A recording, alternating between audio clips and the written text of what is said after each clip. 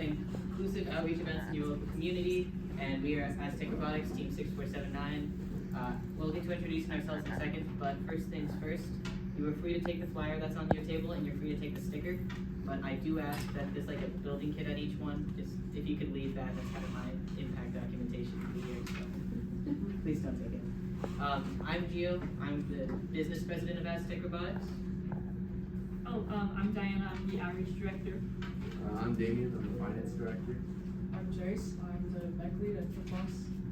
I'm Delia, and I'm the media director. I'm Mateo, and I'm the event coordinator. Yeah. So over the course of this, just to give you an idea of what the next hour is going to look like, we're going to start with the presentation that goes over a little bit about what we do as a team ourselves, and then how you guys can implement that on your side. If you see anything you like, you're welcome to try it yourself too. And also at the end, there's going to be a link to our website where you can access a lot of free CAD materials, free laser cut materials, stuff like that. Plus, I'll get on my email. So we're going to see if I can make this mouse pointer work. There we go. Okay. What we do. So as Aztec Robotics, one of the things that I've noticed as I took over business on the team was that it's hard to kind of clarify scope for outreach events. So you tend to see a lot of teams that go into outreach events, and it's just kind of whatever they can do, whatever they're invited to, whatever's out there, which is great. That's more outreach, and that's awesome. But it helps a lot if you're trying to build like a large-scale outreach style for your team to kind of clarify that. So for our team, at least, we've decided on encouraging youth in STEM, specifically elementary and middle school age youth, as well as minorities in STEM. And we'll get into that a bit more as well, but I just want to put that out there that I think it'd be really beneficial to teams. And we found it really helpful. I promise I'm not just giving it unsolicited advice. Like this is, oh, and it went, yeah, the mouse is gonna do that. But when I took over the business team last year, I guess it was just last year, we went from 5 events total on average per year to 26, and this year we are set for 45. So I promise this has worked. But regardless, we'll kind of show you what we do, and then we can move into how you guys can do that too. Okay, so earlier in the year, Aztec Robotics reached out to an organization called It Gets Better.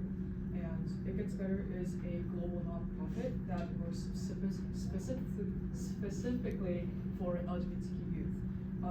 So we received a $10,000 grant from them, and with that money, we launched the Robotics Initiative. We aim to create a safe and welcoming STEM curriculum for queer kids, especially for those who come from a Hispanic or low-income background. So we are hoping to attend 8 to 12 events. Right now we have planned 8 events that we have planned. Publish a children's book, which I am illustrating, make color books about the engineering design process, and hopefully host a teen resource fair that focuses on mental health and LGBTQ awareness. If you think this is cool, you can support us by joining the Viewable Robotics Alliance, which you guys have on the flyers on your tables. Basically, we have a tier system similar to First Ladies if you are a part of that, but basically you can earn points for a higher tier by participating in our events or hosting outreach events for LGBTQ youth focus events, or even something very simple like posting about us on social media. The biggest thing about the Alliance though is if you apply, you get a chance to be featured in our children's book, which is good for publicity because we hopefully are publishing those or having those out at public local libraries like Sunset Library and the Changing Hands Bookstore, if you know where that is. Right now we are kind of desperate in terms of getting people to sign up for the Alliance because we need the character robots to make progress with the book. So if you are available, please spread the word to the rest of your team. But yeah, that's it for robotics. And then just add on Rainbow Robotics real fast as well. It really is an awesome book. Like, I know Jace wants to not brag too much, but he is an amazing illustrator. So those drawings you saw in the corners are all him, and that would be kind of the style your robot gets to. But we're not taking your robot out of your hands. We'll be working with you every step of the way to make sure we portray your robot and your team how you want to be portrayed in the book as well. right, engineering design process, my favorite. So a lot of our events focus on the engineering design process because it's an important step in engineering and yeah, just STEM as a whole. So I'll give you an example of one event that we've done that uses the engineering design process. It's an upcoming event, but we plan it every year and have been for a while. So there's a local library called Sunset Library that's like a 5-minute walk from our school. It's really nice. And so we host it there. Essentially we just like make flyers and you know, get the word spread out that we have an event, and it is more towards like children, elementary school, middle school age, to learn about the engineering design process. And in the engineering design process, you can kind of just look and use kind of anything. Like if your team might not have a big financial budget, you could look up, like, you could literally Google, like, I have duct tape, skewers, and straws. What can I make, you know, for like the kids can make that uses these materials? And then you can, you know, come up with an idea of how they can use this and make something out of it. And then, yeah, so just for these events, you just kind of like allot a time frame for them to, you know, think of the idea, plan out what they want to make and how they want to make it, actually build it, and then think of how they can improve, and then of course share their findings and what they, yeah, how it worked out. I don't know, these are really, in my opinion, very great events, especially for kids to get involved in the engineering design process, because it is a huge fundamental process that, like, my dad is an engineer and he uses it in his career, so it's really is long lasting. It's a good thing for kids to understand if they're interested in that. Okay, I'm Delia. My pronouns are she, her. I am talking about kind of why we're doing this. So our advocacy events are kind of at the crux of what we are doing as a team and what this presentation is about. So why have inclusive events? Why have events targeted towards certain groups that really include groups, opposed to just a general group that's just open to anyone and also just isn't like targeted to certain people? So we are in 3 main alliances that kind of relate to this, which is First Ladies, LGBTQ plus at First, and ME First. So that First Ladies is focused on gender minorities in STEM, LGBTQ First is focused on LGBTQ plus individuals in STEM, and ME First is talking about menstrual equity, which again goes along with that gender minority, trying to make sure that everyone feels welcome in STEM events. So we have done multiple events targeting these groups, such as we had a Girl Scout event where we focused on Girl Scouts and especially younger Girl Scouts, doing that engineering design process, doing a bunch of different events so that they could get interested, so that they could start learning about what STEM is. We also have done advocacy tables as well as a gender minority roundtable at our own hosted competition last year. We had the advocacy table, which was right by the pits, and it had a bunch of information about different programs, LGBTQ plus at First, as well as First Ladies and what they do and why they do it, and why making sure that we're aware of minorities in STEM can be helpful. And we also hosted a gender minority roundtable where we invited gender minorities as well as non-gender minorities to come and have a honest conversation about what it's like to be in a robotics team and be a gender minority, and how that can bring up struggles and bring up reasons that people might be quitting robotics, people might be quitting the engineering space because they don't feel like they can be included, they don't feel welcome. So this really hits home to me because I love to see when people come to our team and say, I really love being at your team because I feel included. I feel like I have a place on this team, and I've never felt that before. I've never felt like as a girl, I've never felt like I could go and work a drill and learn about technical things, or that sort of thing, where people who often feel excluded because it's a really male-dominated space, it's a really space that's dominated by a lot of those non-minorities, it can be intimidating to break through. So I really love that when you're planning events, you want to kind of think of who is your target audience, who do you want to focus on, and then really diving all the way in. If you want to be focusing on younger kids, or if you want to be focusing on kids that come from a low socioeconomic background, you can focus on those things, and I would just go all in on it and make sure that you know who your target audience is and that you care about them enough that you can target and tailor events to that.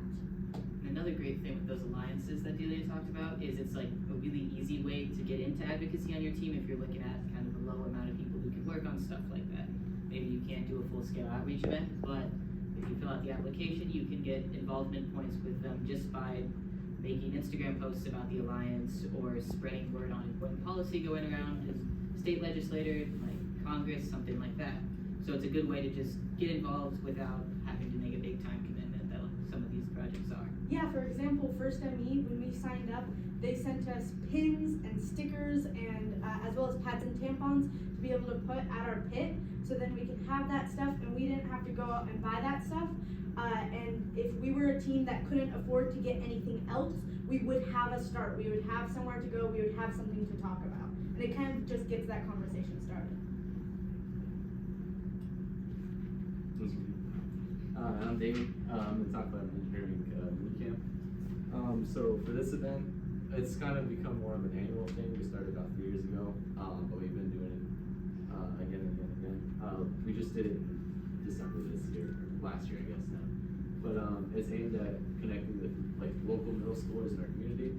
Just trying to reach out, and then to all middle schoolers available. Well, there are actually some elementary school kids there too. Yeah, we've made some exceptions in the past for elementary schoolers, especially we've had parents reach out and be like, I think my kid would be perfect for this, but they're a little under the age range, and so that's kind of how we have broadened the scope. But you know, our goal for this engineering minicamp was also to make sure that we could like let all the kids who wanted to like involve themselves in STEM be able to participate, you know, regardless of socioeconomic status. Throughout the day, they had different stations. Here in this one, they're building what is this, Lego X? Yeah. Oh no, that is extra. It's not. That looks like Lego to me. We had a station where they were programming sumo robots. Learned a little bit of programming there.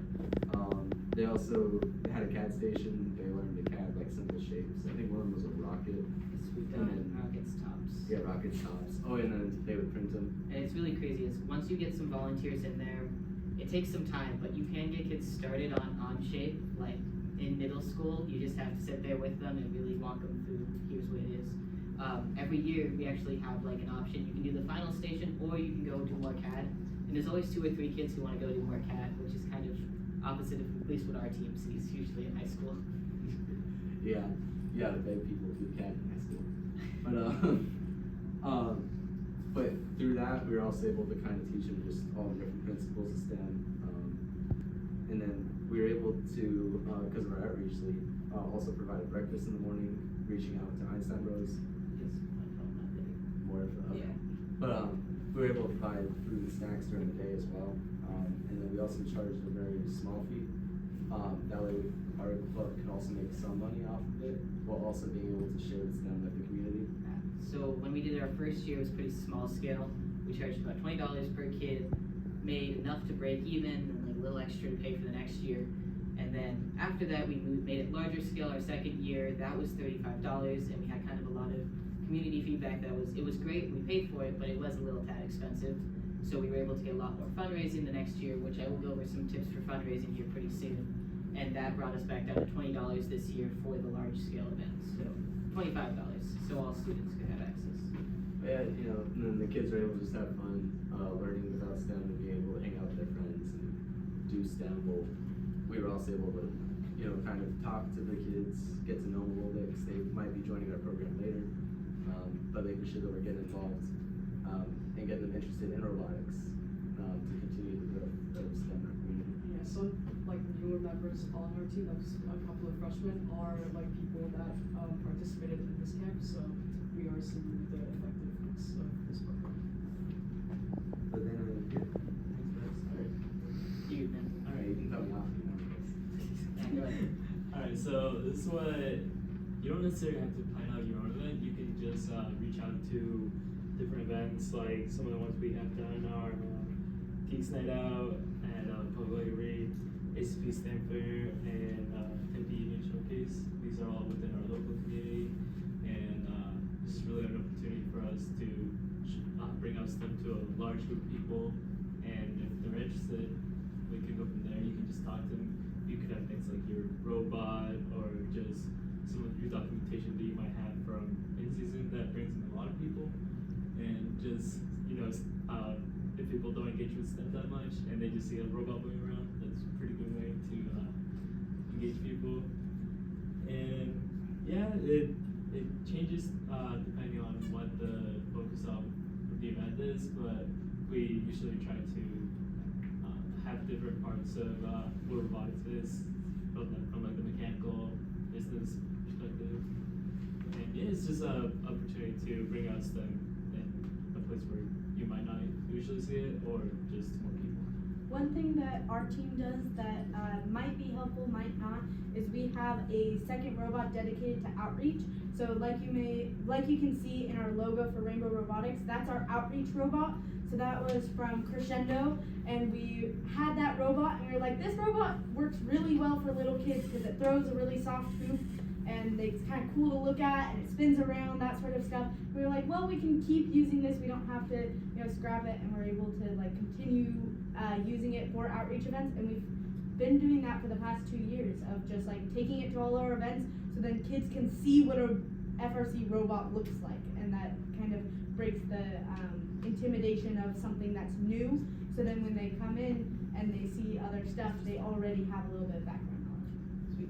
So next up, we're gonna get into like why we brought that up in the first place. No, my mouse isn't working. It's allowing me to.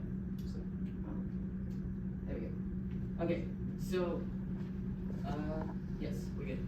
I thought I went forward 2 slides. My bad. Basically, these all are different events. They all require different scopes, scale. They have different groups in mind. So then, how do you take that info, what we just shared, and actually make your own event that works for your team? Because we're all different teams. We all have different team makeups. We might have a business team. We might not have a business team. We might have someone in charge of outreach. You might not. Stuff like that. So there's a lot of things you want to take into account. I always start in. I kind of go through the same process each time. You're gonna get my process here. But first, we pick who is it that we want to reach with this event. Are we going for youth in STEM, like elementary school age, or are we going for more middle school age and youth in STEM? Or are we looking maybe to encourage women to join, like specifically focused on women in STEM, or are we specifically focused on LGBTQ in STEM, or specifically a project that's for everyone who's low income, or just for everyone in general? Although of course that one's a little difficult. I would not recommend like a 0 to 48, anyone can come kind of event. It's just hard to manage. But really focusing in on those who and what you kind of are thinking about doing. You don't need a fleshed out plan, just maybe it's gonna be an engineering design project event where we're gonna do some sort of engineering design process, or it's going to be a larger scale STEM class or something like that. Those who, what, when, where sort of situations. Could I add something? So one thing you might be thinking is like, as you are going through it, you probably don't want to just list out, oh, in general, we want to find women in STEM. Kind of looking to who the groups are in your local area, what groups you can reach out to, because we reach out to our local library because we know that there's kids that go to events at the library. We had some people in our team that went to a local LGBTQ+ youth organization, 1 in 10, and we ended up doing events there because it was really interesting, and people loved going to that, and we said, oh, we could do one of the things that they're doing. They bring in other people, we could be those people. And so we were able to connect with groups that we were already familiar with, so then it was easier to break through those barriers. Like at the library, we had a mom of one of our members works at the library, and so we were able to get in that way, and it was easier than if we were going from absolutely nothing. Going off Julia's point, I've also been a Girl Scout since I was like 5, and so that's one of the ways that we got into the doing the Girl Scout events. Yeah, because one of the leaders that I know, her husband works at Coyote Traditional Academy, so we can actually just get their multi-purpose room for the day and have an event there. And so it's really nice. And you don't know people until you ask. So a lot of the times you're like, our team knows nobody and there's no one we could reach out to. Start talking to the people on your team and being like, hey, do your parents know anybody? And you'll see that the networking is crazy. Parents talk to other people a lot more than you think they do. And parents know a lot more than you think they know a lot of the time with like advocacy and like figuring out how to plan events. And so a lot of the times you have people in your corner that want to help you out and want to get you those spaces so that you can do events. And here, actually, we're kind of getting into the next slide already, so I'm going to start with something here, and then we'll go on. We can go back real fast. So let's say just a little anecdote. So this kid right here, actually, he's an elementary schooler. He actually did our engineering mini camp in 3rd grade because his mom personally reached out and was like, I really want him to do this, and I think he can handle it. He could handle it, so he was perfectly good there. But then he came back this year, and he also brought 9 of his friends.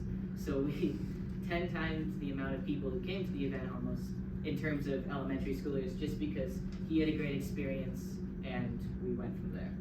And then leading into that, the second step is establishing times and locations. So like Diana and Delia were saying, that networking is amazing because it gets things out of your own facilities that might be more difficult and into something that is dedicated to event space. For example, libraries do events every single day, almost like 3 events a day. So it's really easy to fit a time slot in there if you ask them like 4 months in advance. The contrary to that is if you're a school-based team. Schools are a little interesting, which is why I want to talk about them, because it's different for everyone. So I will admit, this is Tempe Union's. I'm not sure about everyone else, but there's a lot of paperwork you have to fill out. So if you're trying to plan an event that is at a school, really make sure to talk to your teacher as well as a principal or assistant principal, depending on who kind of handles activities at your school. Because we had to fill out a paperwork thing that was, first we had to get janitorial and facility costs waived, and that was $200. So it was a lot of going back and forth like, hey, this is our space anyway, can we just do the janitorial? We talked them down. And then there's a lot of renting the space for the day, making sure like a teacher is allowed to be on campus that day, has a key on campus, that sort of thing.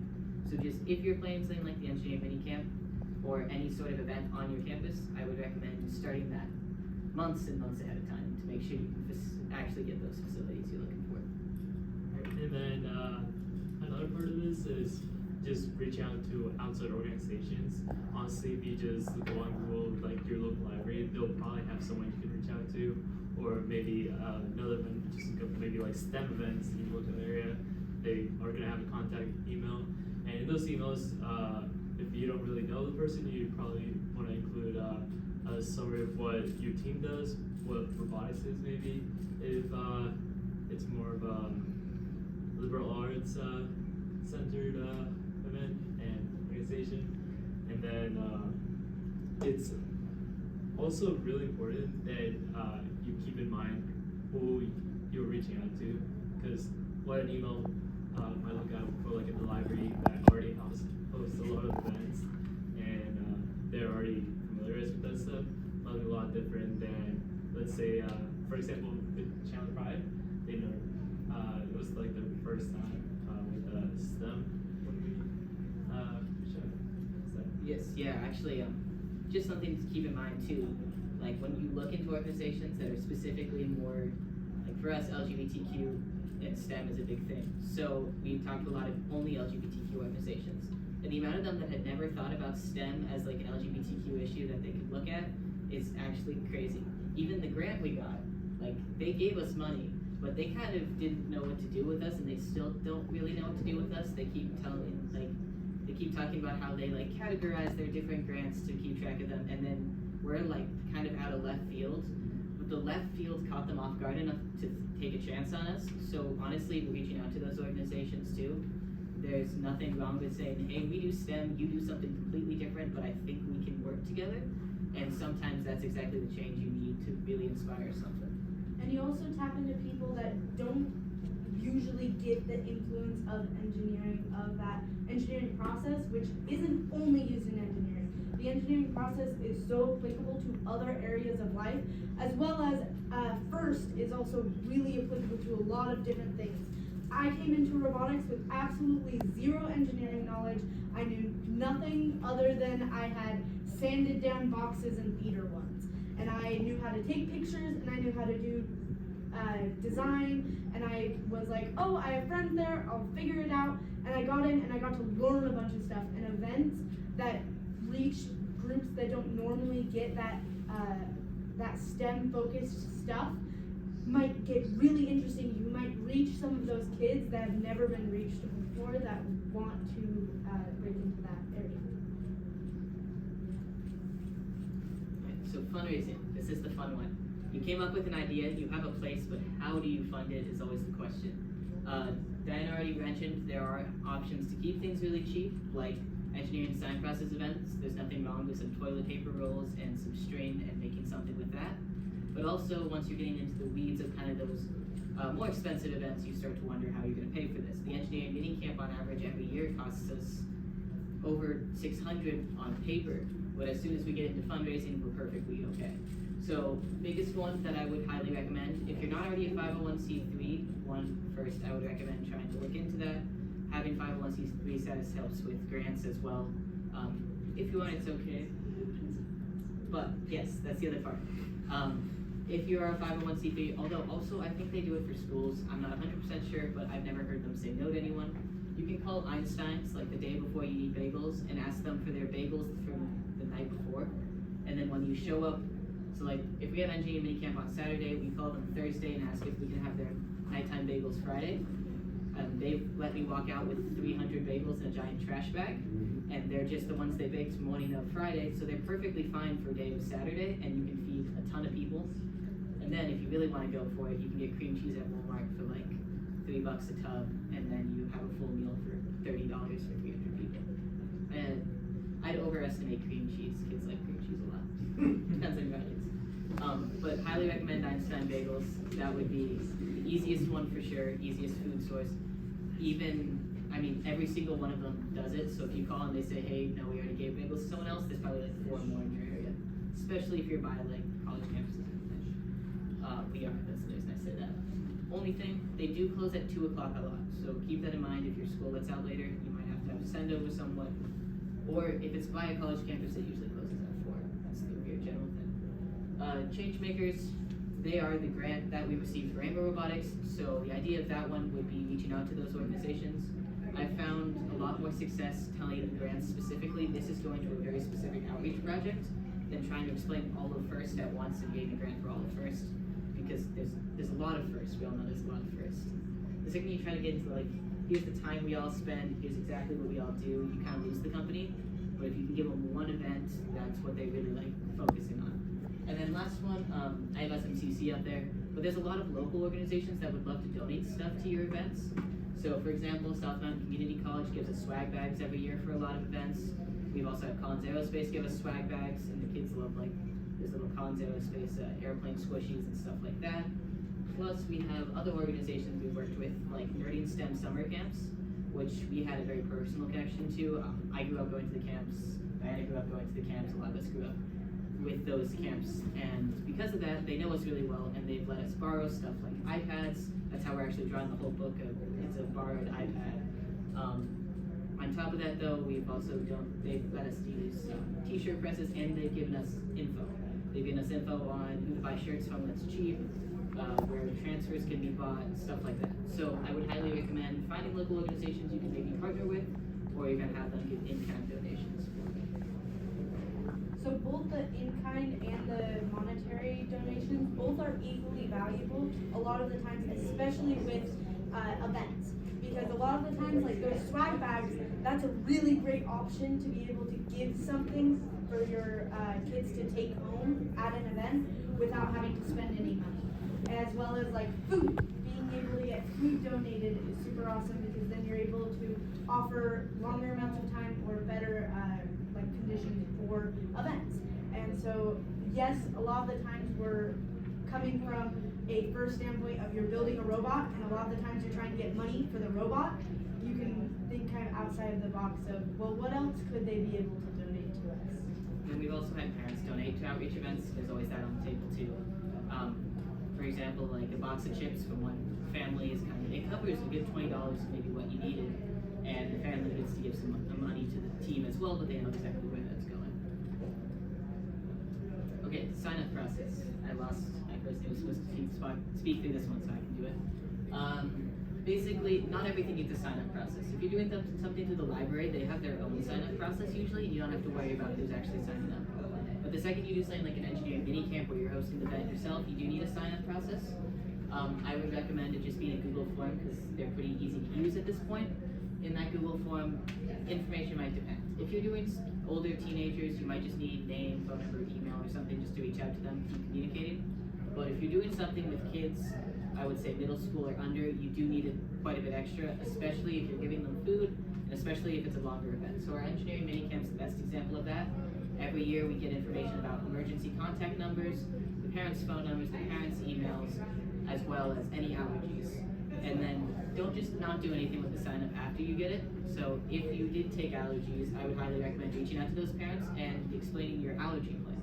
An allergy plan, if you don't quite know what I mean by that, because I think I might have made up the term, but just some sort of like, here's how we're going to be washing down every surface to make sure your child doesn't come in contact with peanuts because they know that they have an anaphylactic peanut allergy, or here's what we can provide for your students since technically our current meal has gluten, you said your student was celiac, and those like little emails actually make a huge difference in how they recommend people to you. Like, for example, we had one parent, I reached out, her son had an anaphylactic egg allergy, which is kind of terrifying when you think about it. Eggs are in everything and everywhere. And we gave her the whole plan, as well as she was going to drop off extra food. And because of that, she got like 4 other kids also with allergies to sign up for the engineering mini camp because they all felt safe enough to send their student and trust their student with us for the day. So it's those little bits of like communication through the sign up process that really kind of can get your team name in someone's mind and like hooks itself in there, and they recommend you for other events as well. Alright, so plan the specifics. First off, if you want to flip your paper, there should be one on each desk, but if you don't have one, I can get some extras. But basically, we made a little flow chart because it's fun, and flow charts are cool. Basically, when you want to go into planning, you have your event, you have what you're going to have there, but you might not have like an activity for the kids. And that's where this flowchart comes in. Trying to make up an idea that could work with what you have on hand. So for example, actually if you look around, host your own event and use one of our building kits we have here. But yeah, that's kind of how you get down to that exact activity you want to do at the event. Or multiple.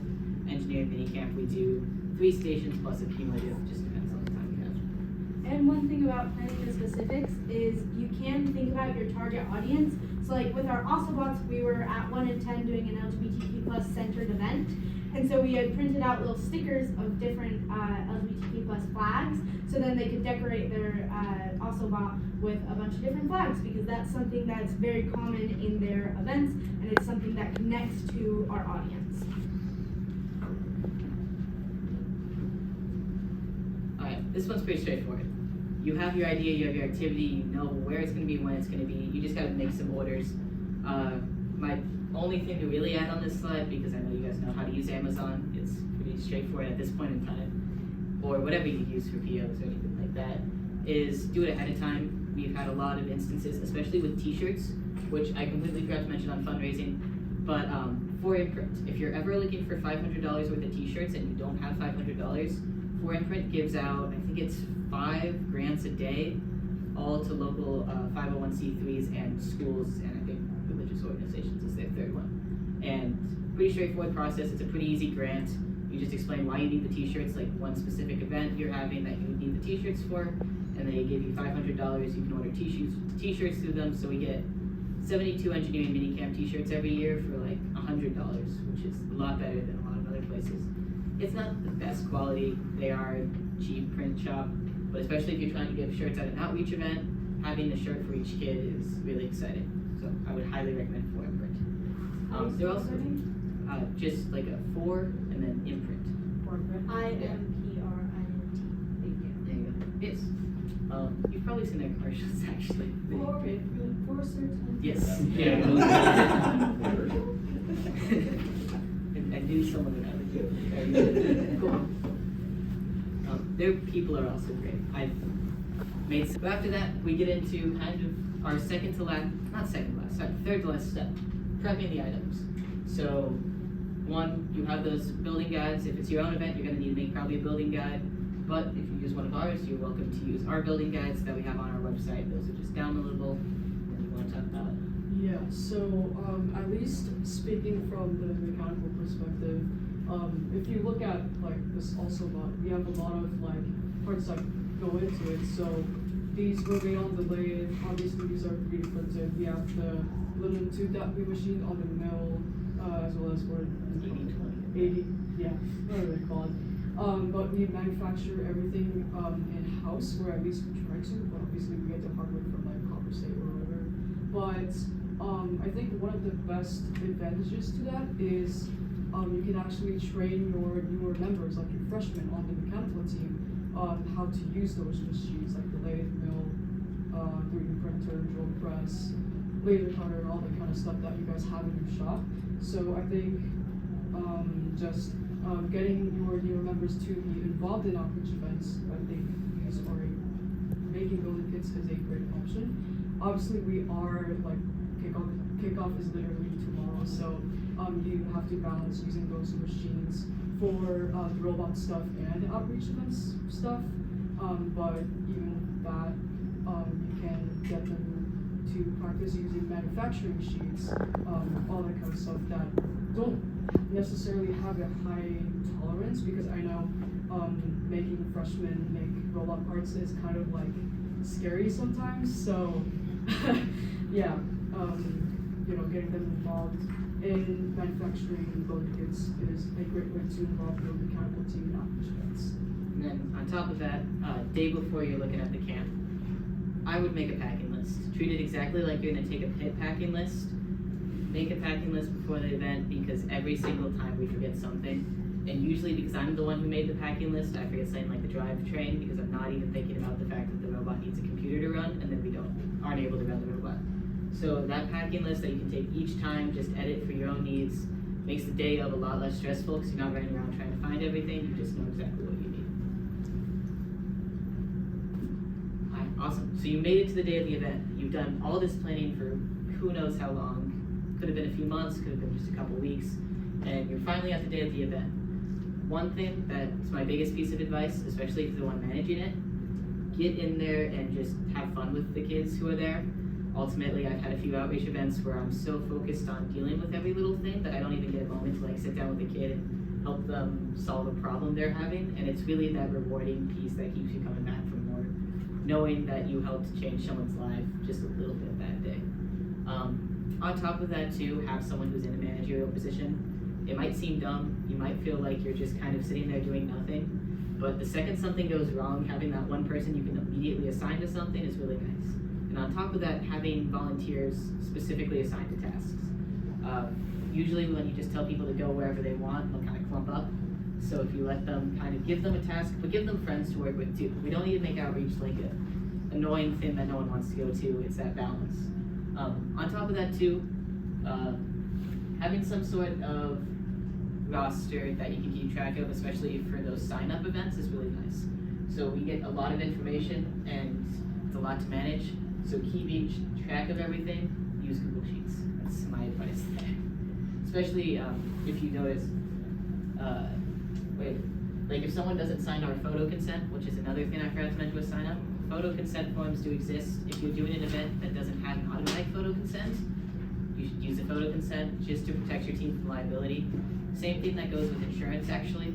If you do something at your school, you're covered by school insurance. If you do something at the library, you're covered by the library's insurance. But the second you do something at like a public space, you run the risk of getting into insurance liability.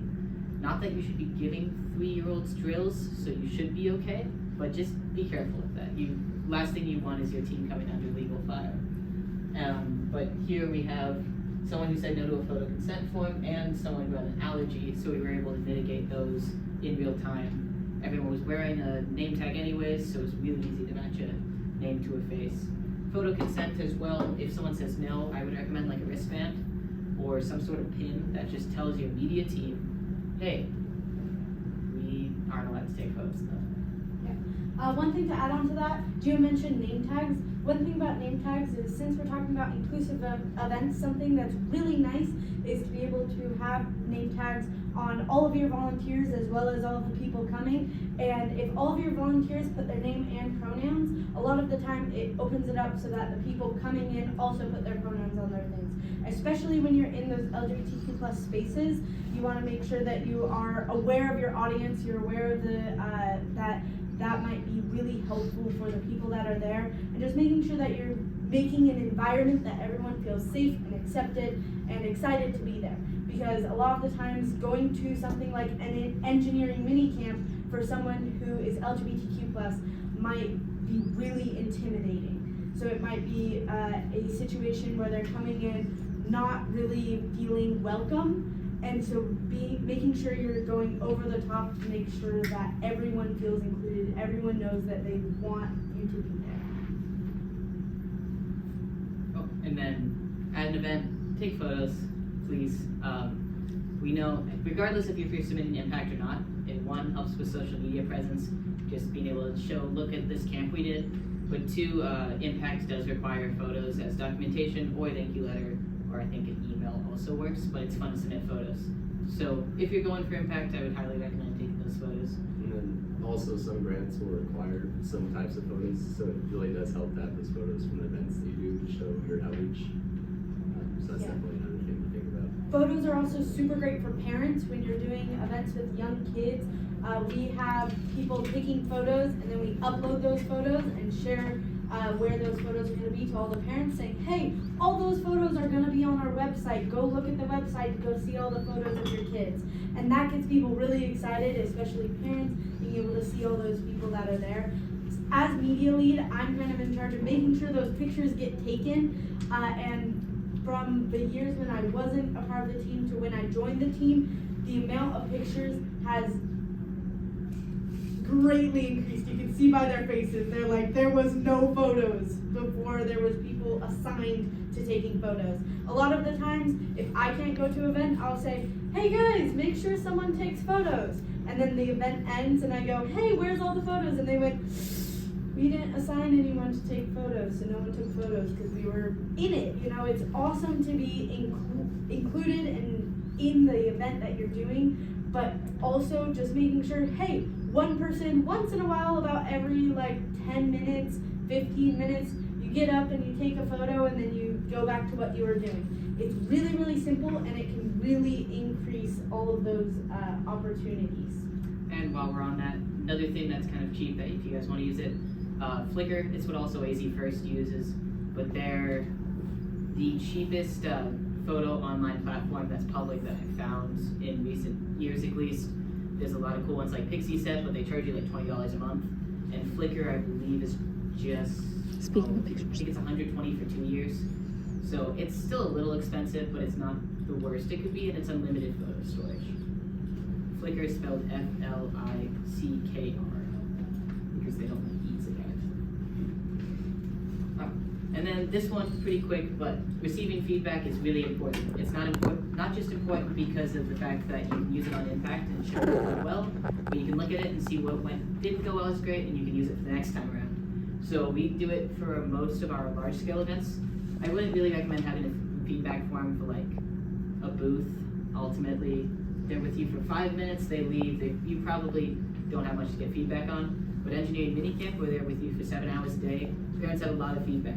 It also makes really great impact quotes. We had a parent email us this year that just said, this might have been the best thing my students have done like ever, and that might go on everything we use for impact this year. So there's a lot of good ways to get, a lot of times people don't say things in person, but they'll write it in a Google form, and it helps you out a lot. That being said, if your volunteers are filling out a feedback form, you might have to harp on them for a while until you can actually get them to fill it out, because none of us, including myself, like filling out Google forms. Then last thing, I'm not going to speak on this too much, one, because we're kind of running out of time, but two, because I know I'm not the best resource here. Impact, if you're using outreach for impact, that's amazing, and I think everyone should. I think it's important to put yourself out there for impact, even if you don't really think you're gonna get it. Our first year submitting impact was my sophomore year. We only had like 4 or 5 events that year total, but we put it out there and it gave us a lot of information on how a presentation works, how the speech works, how the video works, and has helped us a lot since then. If you want good impact advice though, I would recommend talking to Coconuts. They're here. So. They're right next door, and they're super, super awesome. As well as, you know, taking what you learned from this, this is what you're actually doing in the moment, and they talk about how you can take what you did and talk about it. So that's really awesome, just to make sure that, you know, once you've done something, how do you make sure that you can talk about it and that you can help other people do it? So with that, first, before I go to questions, actually, this website right here, it's also on the sheet, although I don't think I have the hosting outreach in your community, exclamation point. I'm pretty part of the yeah, title. that's actually part of the website. But that is the link you can find. We are going to start publishing a blog in the next 2 days about basically everything you saw in this presentation. I will also put on that website a link on YouTube to this presentation if you want to go back and watch it again, as well as all of our how-to guides and on-shape files and stuff like that. So that's a great resource. That will probably be posted on social media as well at some point. But with that, any questions? Thank you for the presentation, that was really good. I love how you guys have a lot of like inclusivity with like LGBTQ and women's equality in your guys' like outreach programs. I was just wondering, for the Emmy First, the menstrual equity thing that you talked about, is that like a nonprofit organization? So that is actually, what's the name? Space Cookies? Yes, Space right? Cookies. Yes. FRC team named Space Cookies out of California. They do that every year. So that's specifically at first events, getting menstrual equity products to everyone, and then we've kind of expanded it to take it to all events. But I think their application is still open, actually. So if you look up First Menstrual Equality and Space Cookies, you should be able to connect with them. Thank you so much. Yeah. Any other questions? Yeah. My question's also about Me First. Do the Space Cookies, or do you have like a white paper on it, or like a documentation that would help a venue understand the importance of it? I ask because I was met with resistance last year, doing a regional in a different state, and a venue would not allow it. And I tried to advocate on behalf of the team that was doing it, and I mean, I was completely shut down, like they said no. And I understand the importance of it, but I'm just wondering if there's any kind of like white paper or documentation that could help when you're met with resistance on it. Space Cookies does have a document that talks about their purpose for doing it. I think also that's a great idea. I think we would look into that as well. Thank you. Yeah. Plus, kind of with what you were saying about resistance, last year we did it at Easy East.